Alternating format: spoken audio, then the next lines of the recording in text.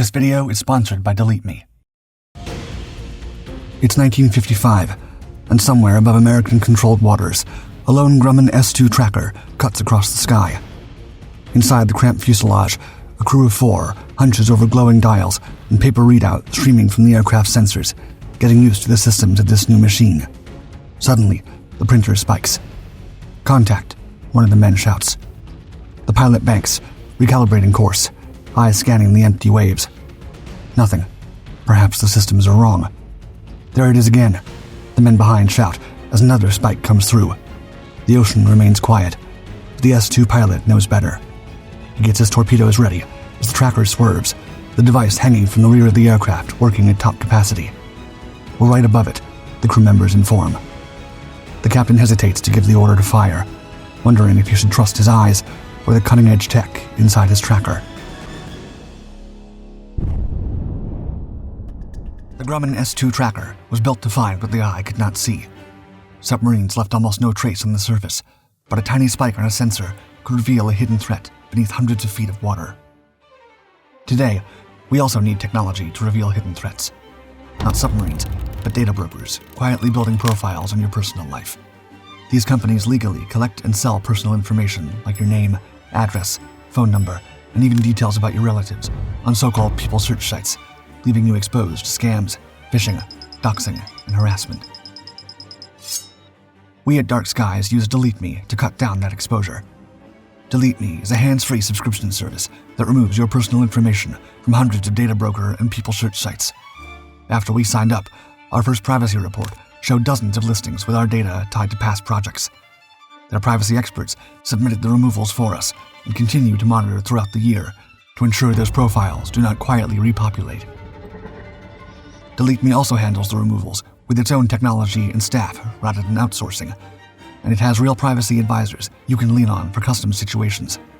For us, it's become part of how we manage risk while covering sensitive topics. If you want to reduce how much of your life is sitting in those databases, visit joindeleteme.com/darkskies and use promo code DARKSKIES for 20% off all consumer plans, or scan the QR code on screen. Knowing where your information lives online and removing it is pivotal in today's world. During World War I, the Germans had already shown just how menacing their submarine legions could be, unleashing wolf packs that prowled across enemy waters undetected, striking merchant and civilian vessels alike without mercy. But by the time World War II arrived, this underwater menace had only gotten worse. Karl Dönitz adopted these hunting clans and took them to an even more vicious scale. The Kriegsmarine's tactics were ruthless. Submarines could stalk their prey for hours, sometimes even days, while they waited for the arrival of other U-boats in the area. Entire convoys could be surrounded and had no idea until nightfall came, when the predators quietly surfaced to strike under cover of darkness. By the time morning came, entire Allied formations lay in shambles. It's estimated that nearly 3,000 vessels were lost to these attacks. The Allies knew that if they were to survive in the Atlantic, they would need a stronger defense. Naval strategists developed coordinated methods for tracking, deceiving, and ambushing U-boats. But Dönitz's submarine fleets could not be stopped with some clever ship maneuvering. The Allies also needed aircraft that could sweep vast stretches of ocean, hunt from above, and strike before the enemy could vanish beneath the waves. At the time, most aircraft lacked the necessary technology or weapons to conduct effective anti-submarine patrols. Yet that didn't stop pilots from flying low over the waves, ready to fire at anything that moved. On November 16, 1943, one such patrol was underway between the United Kingdom and Iceland. British pilot J.H. Bookless guided his consolidated B-24 Liberator through the first rays of dawn, and something stirred in the waters below. He dropped lower for a better look. Sure enough, there was U-280, the frontline boat of the 3rd U-boat flotilla, sent to choke the Allied merchant lanes. Bookless vowed the sub would never fire a single torpedo at his countrymen. The Liberator banked into a diagonal dive, its nose gun spitting fire at the conning tower beneath. Shells sparked against the steel hull, but the submarine just shook them off. Bookless pressed even closer and released a depth charge, hoping to rip the U-boat open. But without precise targeting systems, it was impossible to get an accurate shot, and the payload missed its mark. Now, it was the Germans' turn to strike back. Instead of diving, U-280's gunners swung their weapons skyward, raking the bomber with fire. Their aim was better than Bookless's. One engine of his Liberator burst into flames, forcing the pilot to brake hard and claw the Liberator out of the line of fire. Most pilots might have pulled away, but not Bookless. 3 minutes later, even with a crippled engine, he was back in range, his shells hammering the conning tower again until the enemy's forward gunner fell. With the way clear, Bookless released another depth charge. He watched it tumble into the sea, only to explode 30 feet off target. Before he could get another chance to strike, the U-boat began to slip beneath the waves, disappearing before his eyes.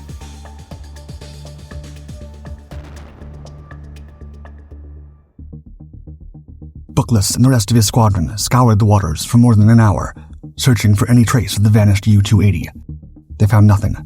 No silhouette sliding beneath the waves, no telltale slick of oil, no hint that a predator still lurked below. With no sign of the submarine, the men had no choice but to call it a day and return to base. They didn't know it yet, but Bookless's relentless attack had crippled the U-boat just enough to seal her fate.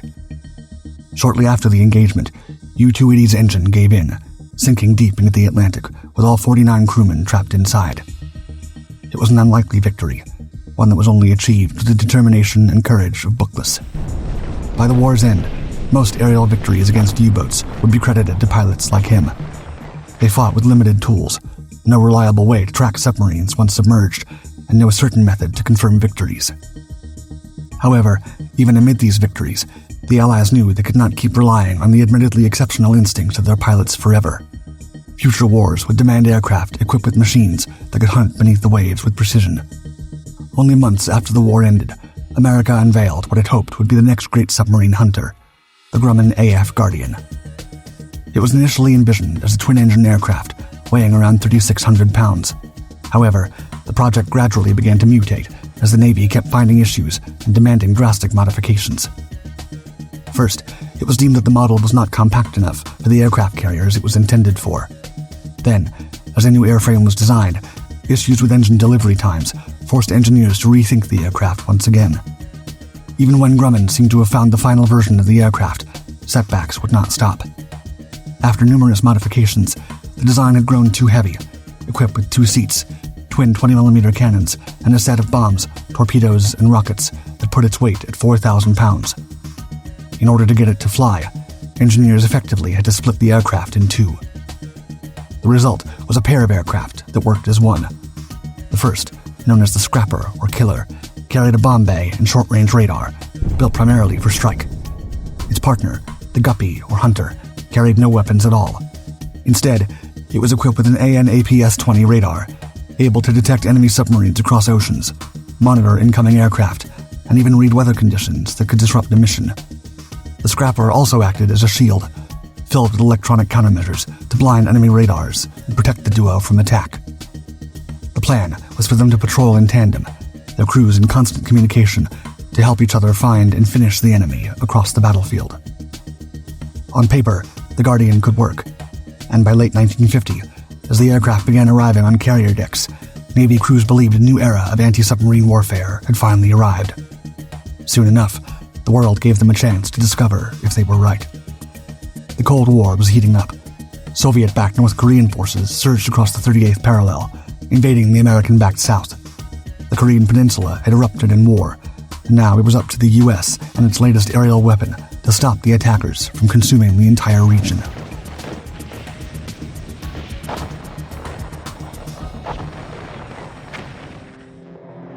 As North Korean forces prepared to take the South, some of America's best warplanes filled the skies above the embattled peninsula. Grumman Guardians joined formations of B-29 Superfortresses, F-82 Twin Mustangs, and F-80 Shooting Stars, tasked with maritime patrols along the Korean coast. For the Navy's newest anti-submarine aircraft, this seemed like the perfect first deployment. Unlike the ferocious U-boat wolfpacks of World War II, the North Korean Navy was small, outdated, and ill-prepared for modern conflict. The Guardians weren't hunting advanced submarines. Their primary role was to track and deter coastal strikes from modest patrol and torpedo boats. However, even when facing this apparently easy mission, the Guardians struggled to keep up. Radar operators could manage to locate enemy vessels, but the Guardian's underpowered single engine left it sluggish and ill-suited for offensive runs. When pilots did line up to attack, they found themselves wrestling with the controls. The aircraft was notoriously hard to operate. The stick and yoke demanded brute strength for even basic maneuvers. Banking, climbing, or turning became exhausting trials, and even seasoned aviators sometimes lost control. More than one Guardian was lost, not to enemy fire, but to its own stubborn handling. Word spread quickly. Within months, the Guardian had earned a reputation as one of the most disliked aircraft by pilots in Korea. The Navy could not even try to ignore the mounting criticism, and even before the war was over, plans were already underway to find a replacement for the Guardian. This time, engineers would be far more demanding. The next design had to be not only easier to fly, but also carry a more powerful radar and pack stronger armament, all while using a single fuselage, thereby reducing the space it required aboard carriers.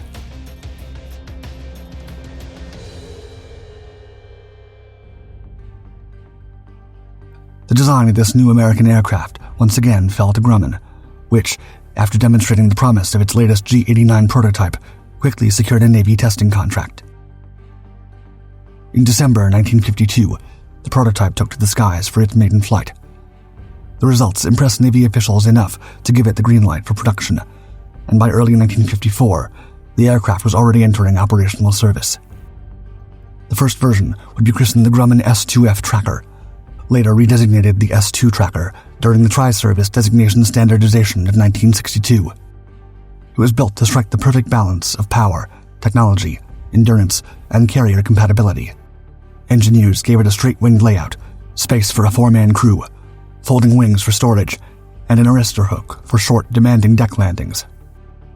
The Tracker carried a larger bomb bay than the Guardian, capable of housing modern lightweight torpedoes, or even a nuclear depth charge if the situation called for it. Its wings held 6 additional hardpoints for rockets, conventional depth charges, or additional torpedoes, making it one of the most versatile aerial predators of its time. Its sensor suite was equally as advanced. The Tracker employed radar, sonar buoys, and the magnetic anomaly detector, or MAD, mounted on a retractable tail boom, which could detect even subtle variations in the Earth's magnetic field caused by submarines hidden below. Some early models went even further and carried a sniffer, a smoke detector that could pick up exhaust fumes from diesel subs running near the surface, giving crews the unique ability to smell out their prey across the waters beneath them. To carry all this equipment, engineers equipped the aircraft with twin Wright R-1820 82WA radial piston engines, each capable of delivering 1,525 horsepower. The Tracker reached speeds of 280 miles per hour, flew over 1,350 miles, and could remain airborne during oceanic patrols for as long as 9 hours. For the U.S. Navy, this endurance was critical. While no major naval war raged in the 1950s, Cold War tensions with the Soviet Union were intensifying, and long reconnaissance missions became as important as outright attacks. In this context, Trackers became a front line for U.S. surveillance efforts. They flew extended patrols to monitor Soviet undersea movements around the globe, ensuring no submarine slipped too close unnoticed. There was perhaps no moment that best showcased their value during the Cold War than during the Cuban Missile Crisis of 1962. As the world's eyes fixed on the nuclear payloads pointed at both American and Soviet targets, dozens of trackers roared off carriers around Cuba. Using their radars and MAD gear, they pinpointed the locations of Soviet submarines suspected of carrying nuclear warheads, providing Washington with critical intelligence on the threat level. Though the crisis was resolved through diplomacy, the contribution of the Tracker could not be understated. For the 12 days that the situation lasted, the aircraft helped decision-makers gauge Soviet intentions, buying precious time and preventing a nuclear escalation that could have potentially ignited a Third World War.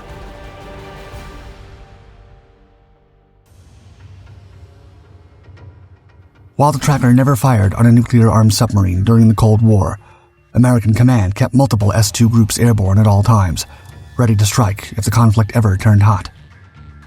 Lieutenant Mike Ray of Sea Control Squadron 35 recalled years after his service, quote, "We were assigned to fly off the carrier USS Hornet. We flew the Grumman S-2 Tracker, and our sole primary reason for existence was to search and destroy submarines." The squadron's patch said it all. A Gulf-class Soviet submarine pierced by a spear. As Ray described, it was, quote, "the fickle finger of fate stabbing the sub."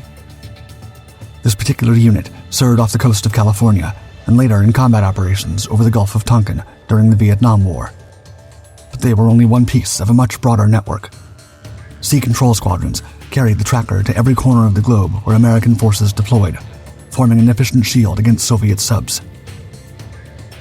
Every pilot and crewman assigned to the tracker underwent some of the Navy's most advanced training in the art of anti-submarine warfare. Declassified footage shows the complex doctrines they studied, preparing them for the moment they might be ordered to destroy an enemy submarine.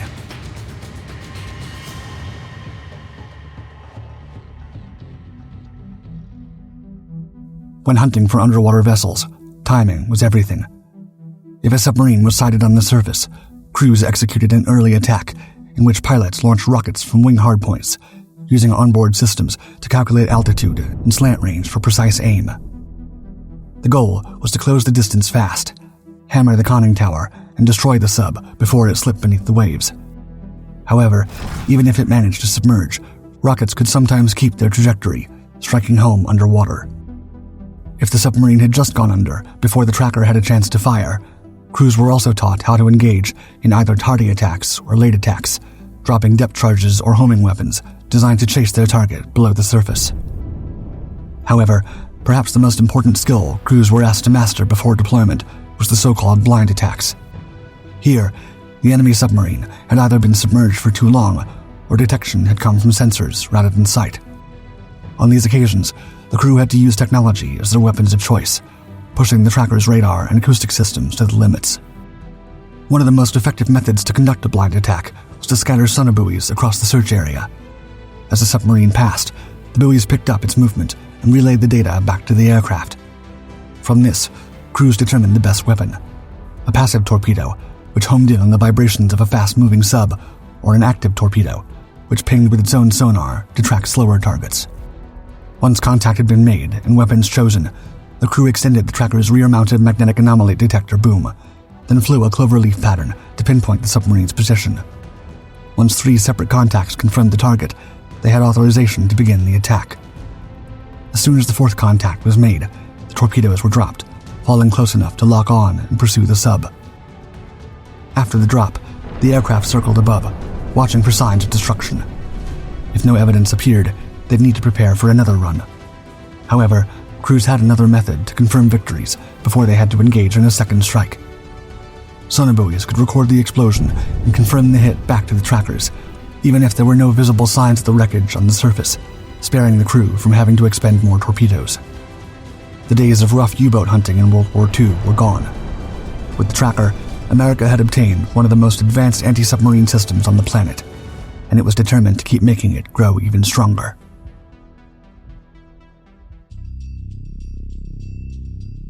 Grumman ultimately produced around 1,284 trackers. The S-2 was such a success that throughout its operational history, it continued to be upgraded with stronger radar systems, more powerful engines, and increasingly precise weapons. These modifications ensured that not all models of the S-2 were confined to submarine hunting duties. Variants were commissioned to transport cargo, tow aerial targets, conduct photo reconnaissance, and even support NASA by retrieving spacecraft after splashdown, ensuring valuable American technology was recovered while keeping it out of Soviet hands during the space race. Because of this extraordinary versatility, the Tracker quickly earned a reputation as one of the most adaptable aircraft in the Navy's inventory. Its success also laid the foundation for 2 major derivatives, the E-1 Tracer and the C-1 Trader. The E-1 Tracer became America's first purpose-built airborne early warning aircraft. Its mission was to patrol the skies across battlefields and warn American pilots of approaching enemy aircraft. To achieve this, engineers mounted a massive AN/APS-82 radar inside a distinctive radome that stood on top of the fuselage like a giant dome. It was so large, in fact, that the Tracker's traditional folding wings had to be redesigned to fold sideways to avoid damaging the system. Despite its ungainly appearance, the Tracer handled well.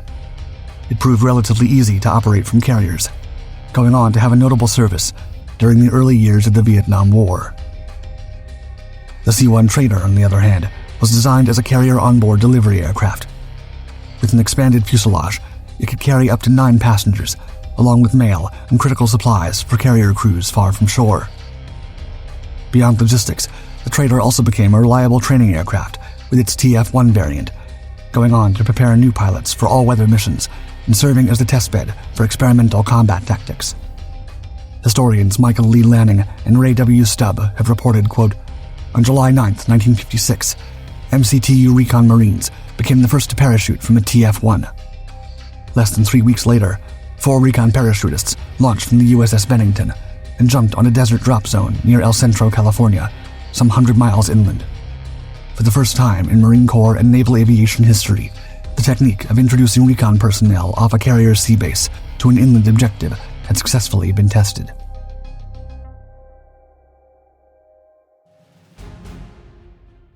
The S-2 Tracker's reputation as one of the most capable aircraft of its generation didn't take long to spread beyond American shores, with navies around the globe eager to bring the aircraft into their own fleets. In 1956, just 2 years after the Tracker had entered service in the American Navy, Canadian models began to take off. Under license from de Havilland, Canada, the country was able to build 99 Trackers of its own, designated CS-2F and later CP-121. Much like their American counterparts, Canadian Trackers operated from carriers and received constant upgrades throughout their service life, adapting to multiple roles as technology advanced. Eventually, Canada's Trackers were shifted from carriers to shore bases, where they gradually moved away from anti-submarine patrols and took on new missions, including defending national industries and fisheries from maritime threats. In South America, Trackers arrived during the 60s and made their mark aboard Argentina's carriers ARA Independencia and ARA 25 de Mayo. During their service for the country's armed forces, they stood on the front line during the Falklands War, conducting submarine patrols and helping Argentine forces track incoming British vessels in preparation for strikes before they reached the islands. In Brazil, Trackers served from the carrier Minas Gerais for decades. Remarkably, as late as 2010, some were still being modified for airborne early warning roles, extending their operational life well into the modern era. Beyond the Americas, Trackers also saw service in Australia, Italy, Japan, the Netherlands, South Korea, Taiwan, and Turkey. Yet, as newer generations of aircraft entered the scene, navies around the world eventually drew the line on upgrading the Tracker. One by one, fleets retired the S-2 in favor of modern platforms, closing the chapter on one of the most iconic naval aircraft of the Cold War.